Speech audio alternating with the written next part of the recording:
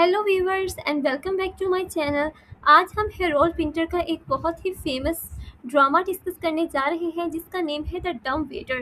The dumb waiter का मतलब समझ लेते हैं। सबसे पहले इसका मतलब कोई बेवकूफ़ सा वेटर नहीं है, बल्कि इसका मतलब है एक छोटी सी लिफ्ट जो होटल्स में खाना ऊपर या नीचे डिलीवर करने के लिए इस्तेमाल की जाती है। Writer one and only very famous personality Harold Pinter. Return की बात की जाए तो 1957 फर्स्ट पब्लिकेशन यानी बुक फॉर्म में ये सबसे पहले पब्लिश हो रहा है 1959 में। और प्लेस कौन सी थी पब्लिकेशन? London, England. योनड्रा की बात की जाए तो ये है एक absurd drama and comedy of manners. अब बात करते हैं अब्सर्ड ड्रामा किसे कहते हैं। बेमायनी जिंदगी पर मबनी ड्रामा। कॉमेडी ऑफ मैनर्स ऐसा ड्रामा जिसमें हंसी भी आए और खौफ भी लगे।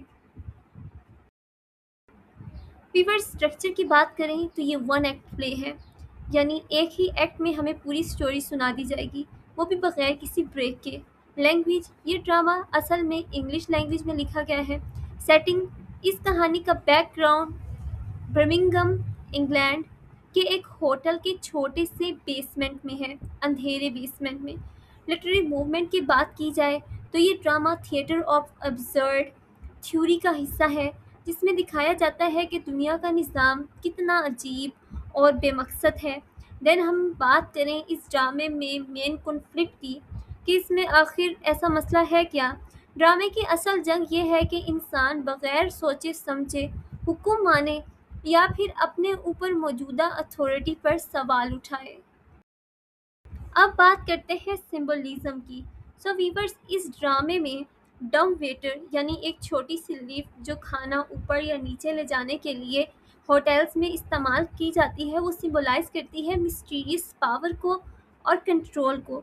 अब हम बात करते हैं इसके स्टाइल में, इसके स्टाइल के बारे में। इसमें बहुत ही कम डायलॉग का इस्तेमाल किया गया है, पोजेस का इस्तेमाल किया गया है, साइलेंस का इस्तेमाल किया गया है और डार्क ह्यूमर का यूज़ किया गया है, वो भी सस्पेंस के साथ, जो देखने वालों को बांधे रखता है।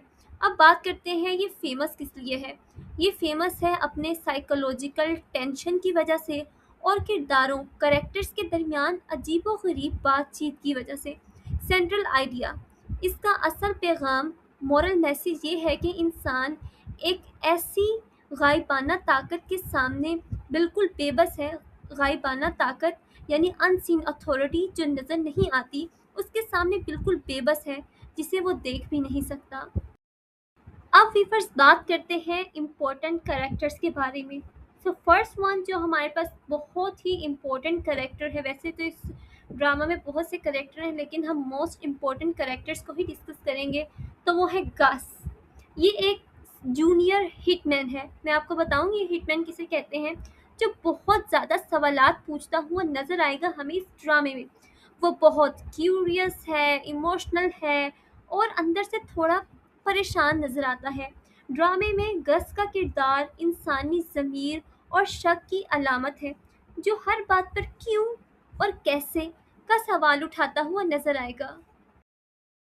Second most important characters of the drama The Dumb Waiter is Ben। ये एक सीनियर हिटमैन है और गस का पार्टनर भी है। ये बहुत स्ट्रिक्ट है, साइलेंट है और अपने जो ऑर्डर्स इसको मिलते हैं उनके थ्रू ओबीडियंट है, यानी कम बोलने वाला और अपने ऊपर वाली अथॉरिटीज़ के ऑर्डर्स मानने वाला। ड्रामे में पेन का किरदार अंधी अतात, ब्लाइंड ओबीडियंस और ताकत के सामने सर झुकाने वाला है। हमने बात की थी अभी कि हिटमैन क्या होता है, क्योंकि हमने पढ़ा था जो गस है वो छोटा हिटमैन है, जूनियर हिटमैन है और बेन सीनियर हिटमैन है। स्टूडेंट्स और व्यूवर्स, यहाँ हिटमैन का मतलब समझना बहुत ज़रूरी है।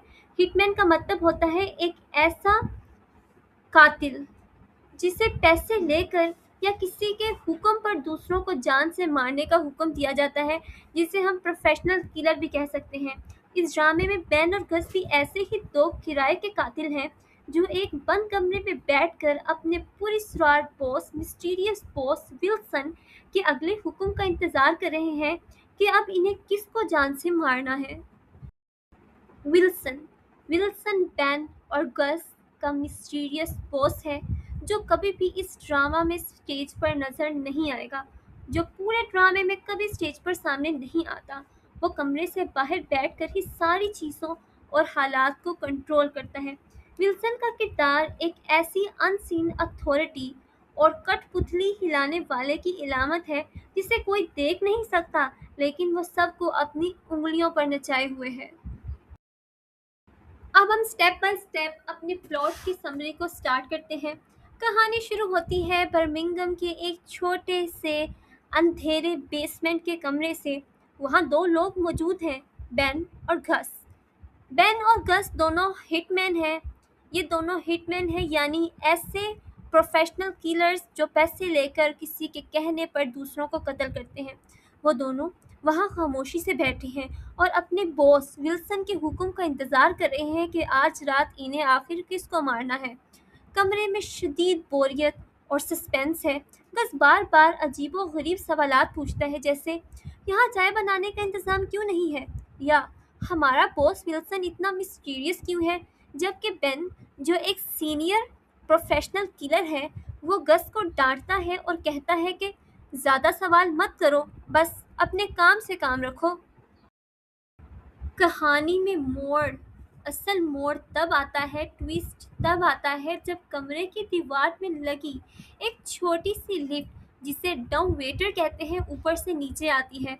डम्ब वेटर का क्या मतलब होता है? ये होटल्स में लगी एक छोटी सी लिफ्ट होती है जिसके थ्रू किचन से खाना ऊपर और नीचे भेजा जाता है। इस लिफ्ट के अंदर कुछ पर्चियाँ होती हैं जिन पर खाने के ऑर्डर्स लिखे होते हैं, जैसे सूप, ये सैलड। ये दोनों परेशान हो जाते हैं क्योंकि ये तो कोई होटल है ही नहीं, बल्कि ये तो एक बंद कमरा बेसमेंट है। और बेसमेंट में डम्ब वेटर यानी लिफ्ट का क्या काम, जिसके थ्रू खाना ऊपर और नीचे पहुंचाया जाएगा। लिफ्ट बार बार ऊपर नीचे आती है और नए नए खानों का मुतालबा करती है। बेन और गस खौफजदा हो जाते हैं।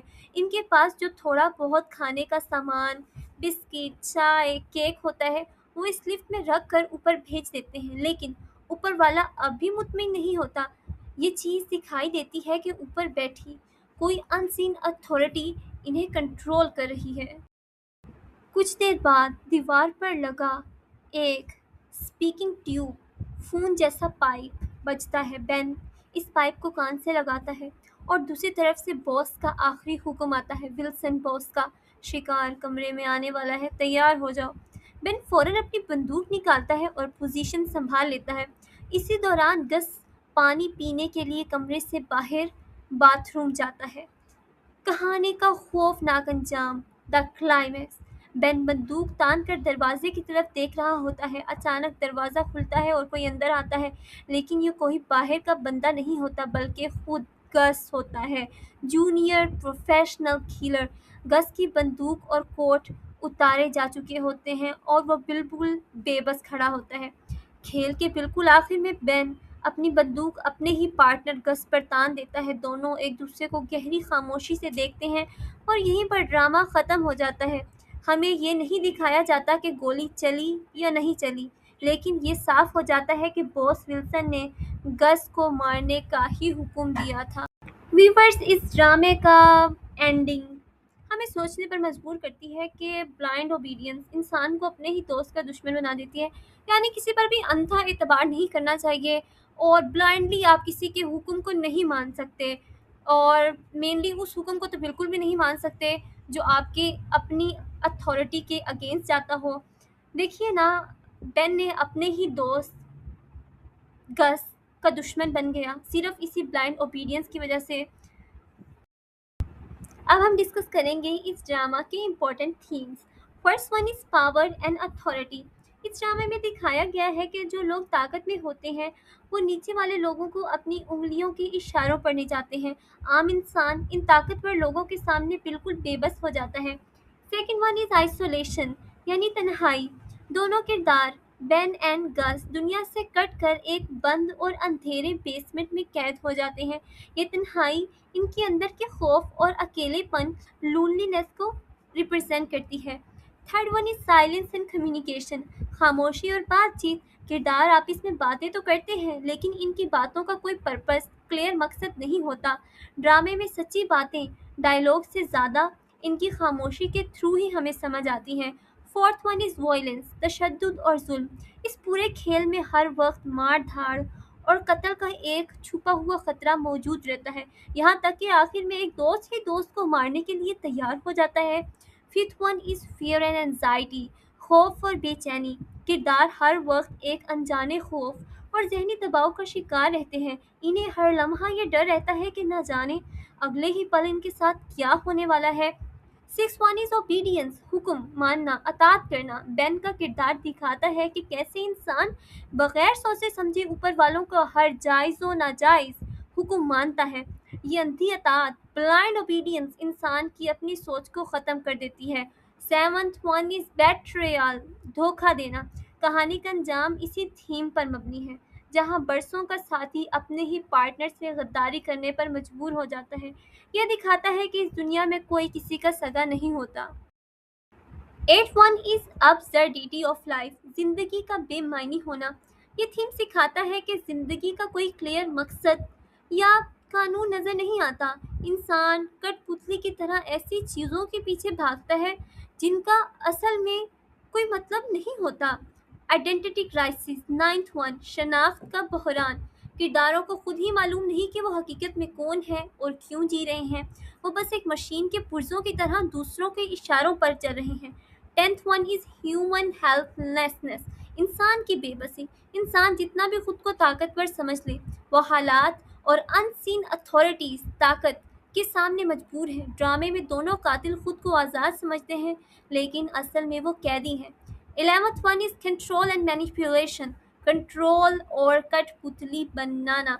बॉस विल्सन और वो लिफ्ट डम वेटर किरदारों के जहनों को कंट्रोल करते हैं, माइंड मैनिपुलेशन करते हुए नजर आते हैं। इन्हें इस तरह इस्तेमाल किया जाता है जैसे शतरंज की मोहरों को हिलाया जाता है। 12th one is friendship and conflict. शुरू में बेन और गस अच्छे दोस्त की तरह चाय और अखबार पर बहस करते हैं, लेकिन वक्त बदलते ही और दबाव बढ़ते ही इनकी दोस्ती एक खौफनाक दुश्मनी में बदल जाती है। सो मैं दोबारा कहूँगी व्यूवर्स, इस ड्रामे का एंड हमें ये सबक देता है कि ब्लाइंड ओबीडियंस इंसान को कठपुतली बना देती है। इसलिए ज़िंदगी में अपने ज़मीर की आवाज़ सुनना और सही सवाल सही वक्त पर उठाना बहुत ज़रूरी है। उम्मीद है आपको आज की ये वीडियो पसंद आई होगी और द डम वेटर के तमाम कॉन्सेप्ट्स भी आपके क्लियर हो गए होंगे। अगर आपको ये वीडियो इन्फॉर्मेटिव लगी हो तो इसे लाइक करें, अपने क्लास फेलोज़ के साथ शेयर करें और मेरे चैनल को सब्सक्राइब करना आपने बिल्कुल भी नहीं भूलना। Thanks for watching.